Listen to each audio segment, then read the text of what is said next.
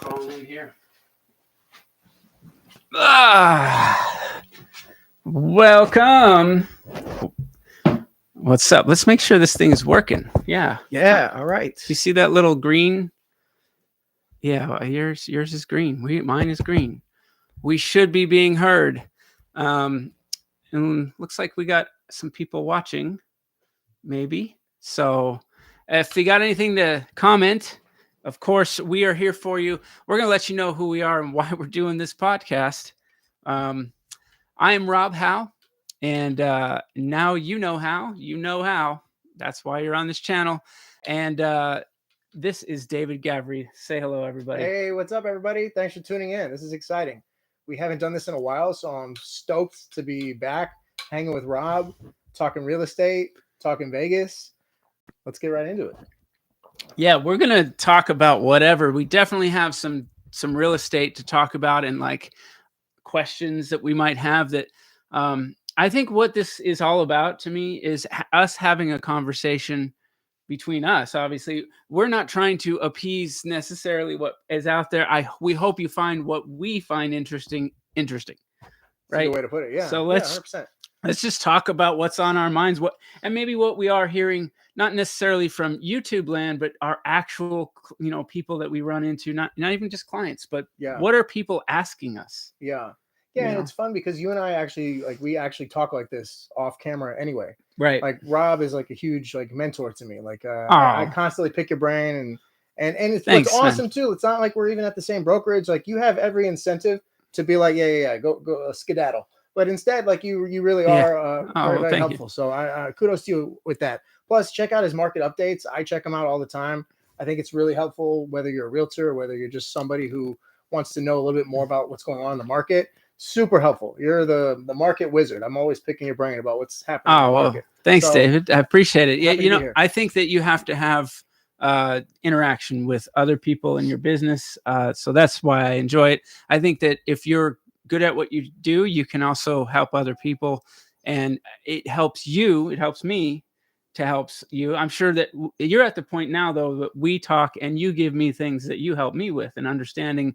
That's why we're here talking about it. That's why we're going to talk about this today, because I think both of us we're just climbing higher and higher as far as our understandings go, and you're doing really great. Well, thank you, Rob. Yeah. I mean, there's always something to learn. That's what's exciting, right? It's never just a dull autopilot type of job. Like every day is a new day. Every season is a new market. So, I mean, I don't know, I guess up to you, but we could start with what we were starting with before we started to hit record. And I was just kind of venting to Rob. I was like, what's going on? These people are pricing their properties way too high, in my opinion, and they're just sitting there. And then you looked up some numbers on MLS, median price, average sales price. And you were mentioning something about a lot of this inventory is going to just sit there because of its possible overpricing.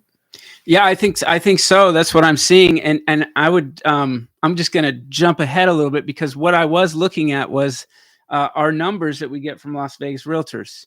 I'm going to be on with Angela O'Hare on her channel next week on Tuesday to go over them like in detail. So we won't touch on them too much, but I will give you some reflections of what I'm seeing, because I think what's going to happen is everybody's going to get these numbers in our business, and they're going to all look at the positive things that are actually a little surprising to me, because if you watch my video that I just put out, you'll see that I'm telling a different story. And what I can promise you is that my story is following along in real time, not looking back a month ago. And that's what the Las Vegas Realtors numbers are doing right now. They're looking back at March. They're looking back, at what happened from the beginning to the end of March. And I did that, but I'm also at the very, very end into April looking at things, saying, okay, here's where we really are.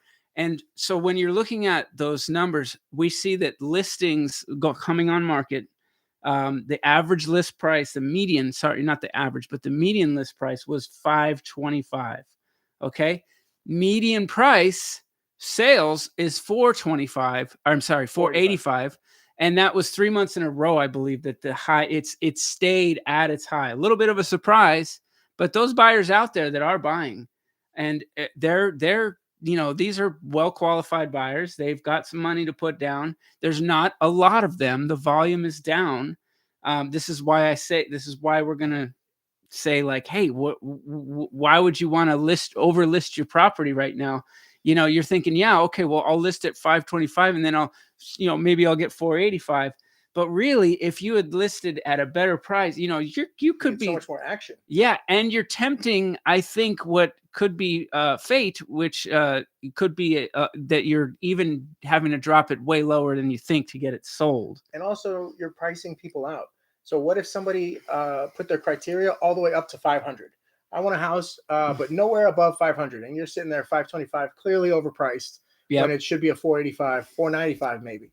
And so now all these people that would have looked at your house are now not looking at that house, or they're seeing it and they're going, way overpriced, and they don't even want to submit an offer and try to negotiate with you. Because I've talked to people like that they go, yeah, they're in the clouds. I don't even want to talk to them. There's no reasoning there.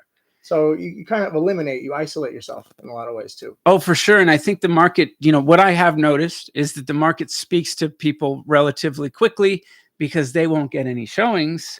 And like you said, it's just going to be, if that property if it's listed at 525 and it should be under 500, or, listed like, if I'm expecting 485, maybe I can push it and be up to 500 in that price range. Right. Just depending on what I think I have versus what's sold.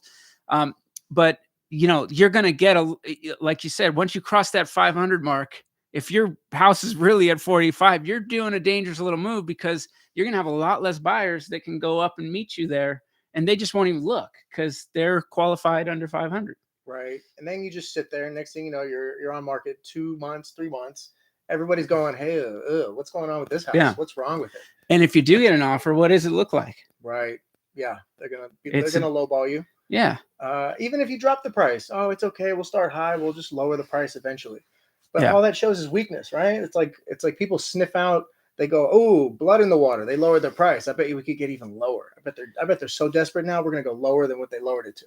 Yeah, and exactly, and I think that's a bad place to be. And you want to be there's definitely something to the idea of having this, like, go high. Like, let's see what we can get. There are times. This is not a 100% thing we're saying. There are times that somebody gets a little lucky. Right. It's an art and a science, right? Like, it's all guesswork. We're trying to just do the most we can with all the data to price it perfectly, to get the right amount of action, to maybe get some multiple offers. That would be amazing, right? Isn't that absolutely better than pricing it high, hoping that the one guy who's living in the clouds gets your price? For sure. Try to get some bidding wars going on. I've seen it so many times too. Here's what happens: that you'll put it on the market and you do get an offer, and it's not what you want because it's off of your list price, but it turns out to be the best damn offer you'll get the whole time. Yeah.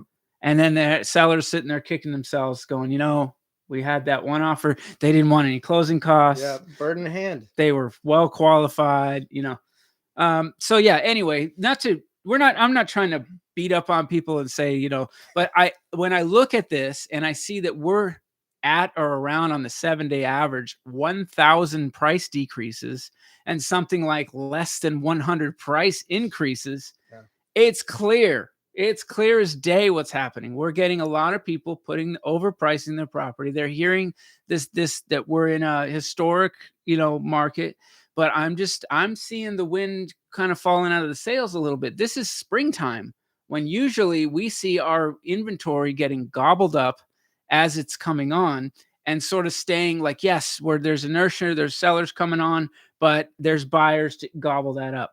I'm seeing that buyer rate, that volume of buyers that are buying, has stayed about the same, and the volume of sellers is going up. So we have this curve that's happening right here, right? So that to me represents it's a clear as day sign.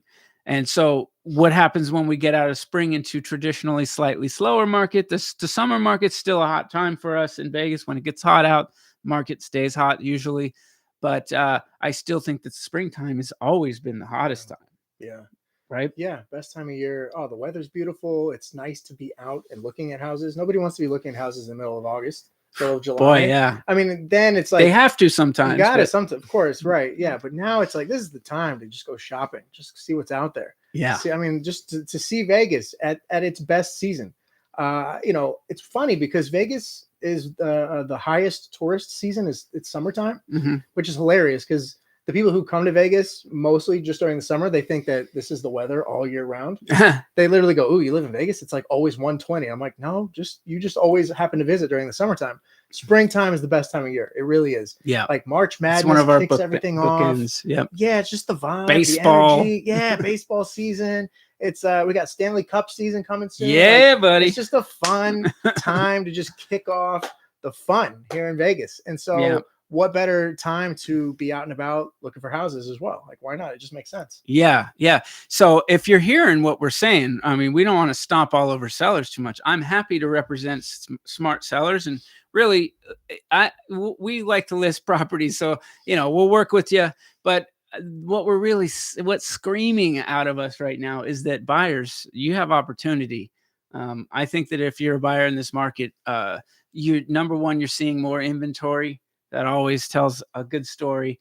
And then, you know, you're probably going to be able to go in and get more favorable terms. There are certainly exceptions to what I'm saying, because there are these properties that come on and are just there again. If they're priced right, priced to sell, they're ready to roll. They don't have work that needs to be done to them. You know, I've seen it in whether it's the luxury market or, you know, just your average median price home.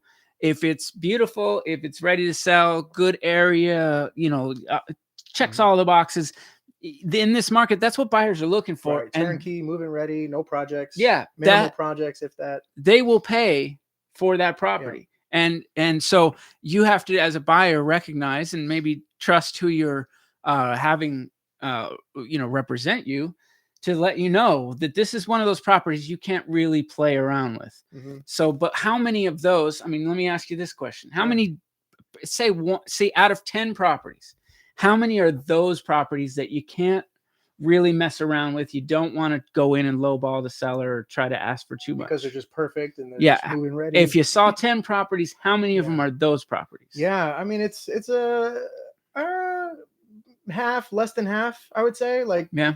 You know, I do see more often than not the kind that need work, but the seller in their mind thinks it's perfect. And then you're in a conundrum, because now it's going, okay, I know that your perfect house is perfect in your perfect mind, but put yourself in the shoes of a buyer that is coming here going, okay, the floors are outdated.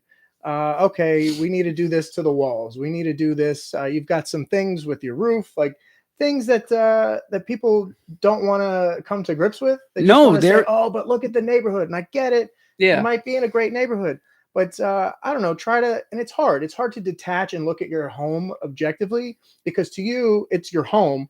To these potential buyers, it's just a house, right? Well, it's at just the moment, at the moment. Unless they got the hook in. If they got the hook in, somehow that house had everything that needs. The neighbor's their best friend. Yeah. So, but like, to your point, the ones that are move-in ready and just pristine, they're going like hotcakes. The ones that need work, because now you're factoring in the oh, I have to call a contractor. Oh, I don't necessarily know anyone who does flooring out here. So then there's that whole journey that sometimes people just don't want to embark on. They just want it all ready and packaged up and nice with a pretty little bow, and that's it. So what you were saying, people will pay a premium. I mean, if you but they'll pay that premium knowing the reason why is so that they don't have to pay anything on the other side.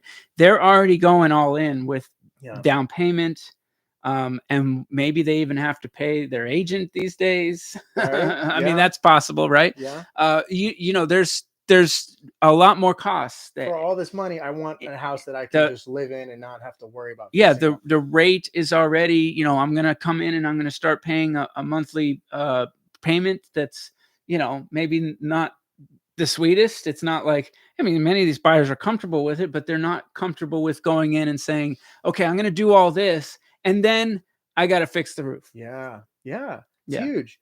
And, you know, I've dealt with this before, where the seller, in their mind, they're going, this place is perfect. I don't understand. And even though the market is telling them clearly your feedback. This is what needs to happen if you want to sell it at this price. Otherwise, you've got to lower your price and factor in the cost of fixing up your home. Yeah, for sure. And I've been on that many, many times where you're talking to your seller. Sometimes they're somebody, we have great respect for each other, and you're trying to let them know what you see a little bit, Yeah. you know. And it's hard because it's like it's such an emotional journey the whole way through. Like, you're parting ways with this place that you've created all these memories, and you've, like, a home is like, it's a sacred place. So I get it. Even if it's a messy place, it's still your sacred place. So yeah, we always have to always have respect and just go, okay, like, what's the best way to navigate this so that we're not offending, so that we're not making them feel, like a less than. Well, that we're not on their side.